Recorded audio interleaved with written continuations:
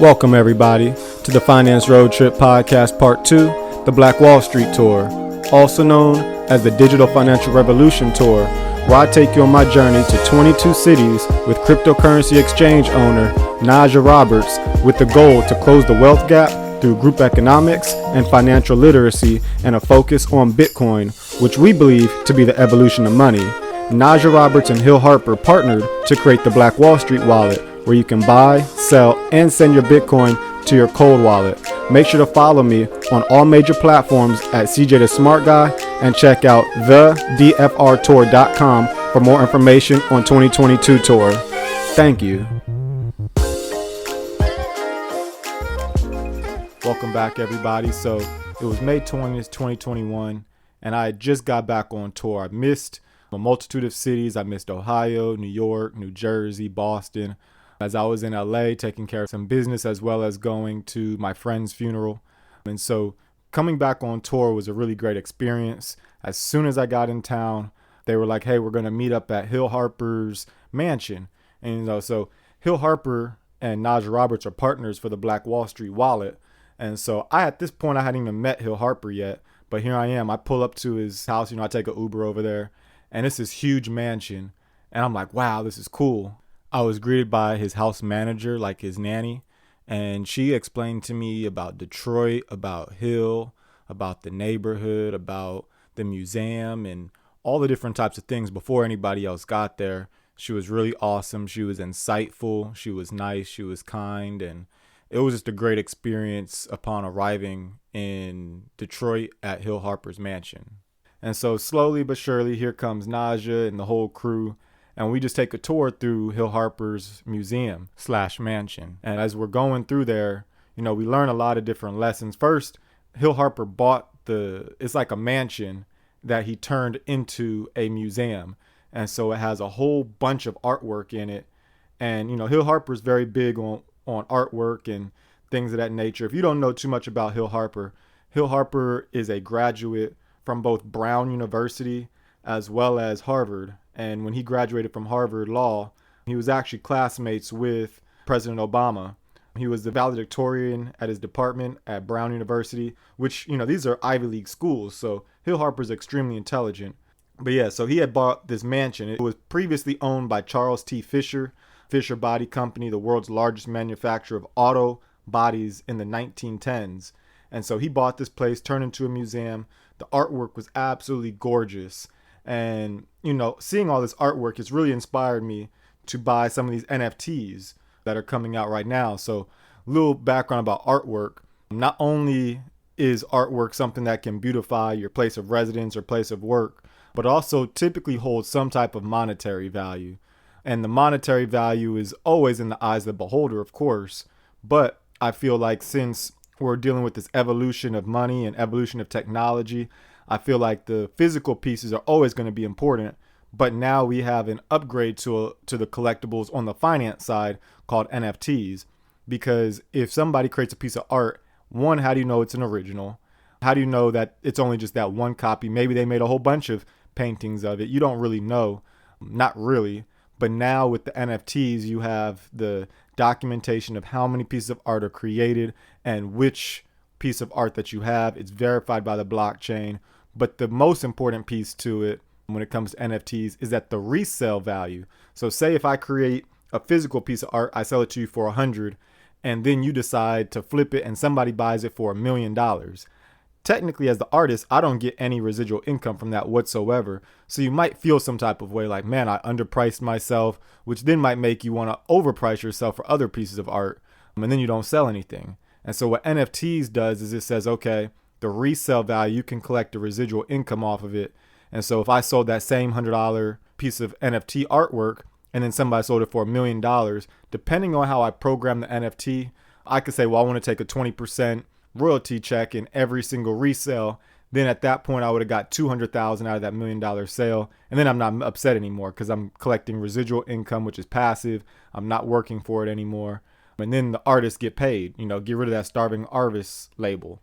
And so I think the upgrade to NFTs on the finance side is going to be huge.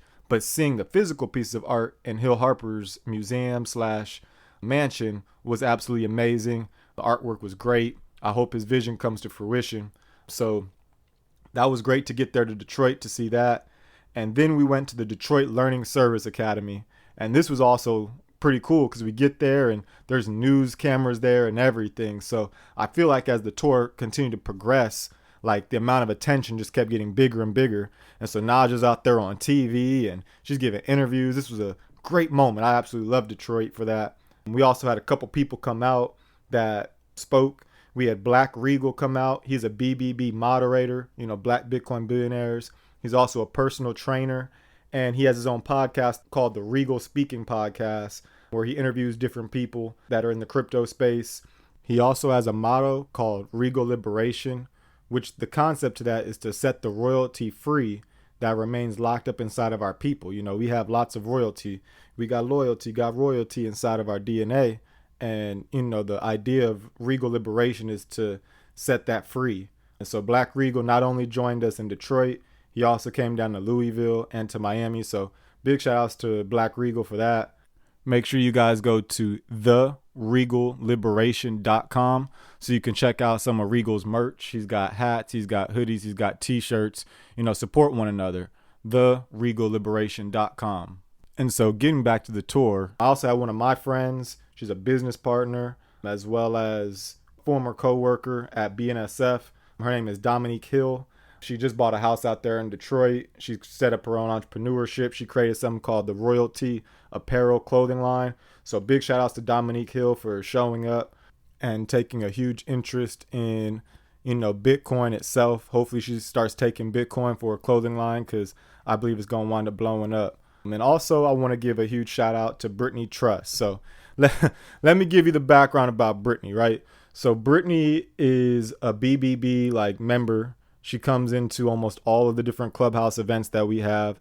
She's almost always there for the Genesis block, which is what I talk on Mondays at 10 a.m. Central Time every week. And she comes almost every single time. So she's like a student of the game. And she came all the way out to Detroit. And one thing I want to let you guys know is when it comes to these events, if you do your homework, make your presence known.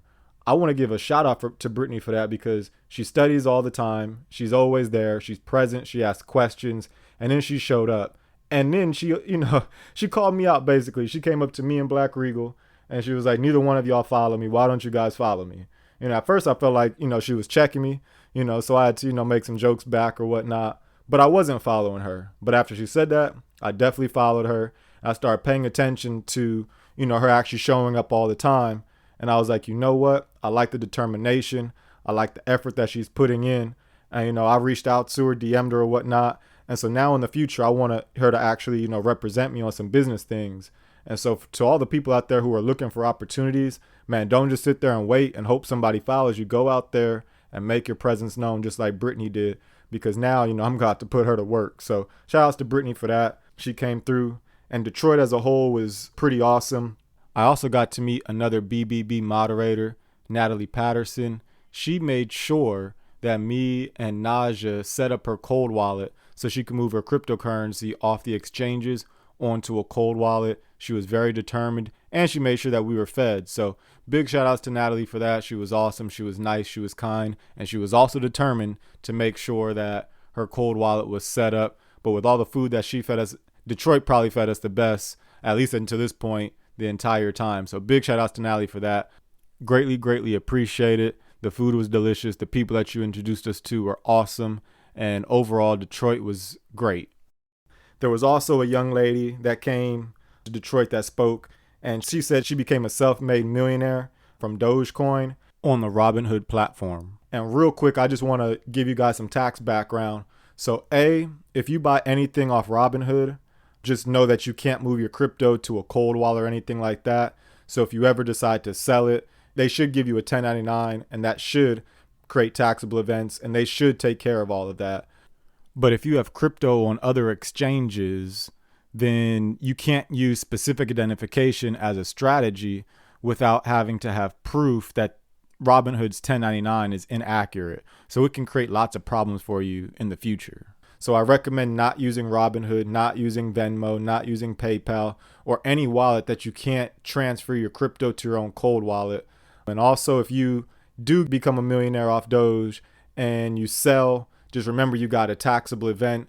If you went from $1,000 to $1,000,000, just know that you're going to have a taxable event for $999,000, because that's a huge gain. So just make sure you guys are prepared for your taxes. Always put like 20 to 25% of your gains aside for tax purposes, and then always hit up a CPA who thoroughly understands cryptocurrency, because most don't. I love that people are making money in this space, but I want to make sure that you guys are compliant with the IRS so that you guys don't end up in jail or whatnot. As a CPA, my job is to protect my clients. I want to help my community as much as possible.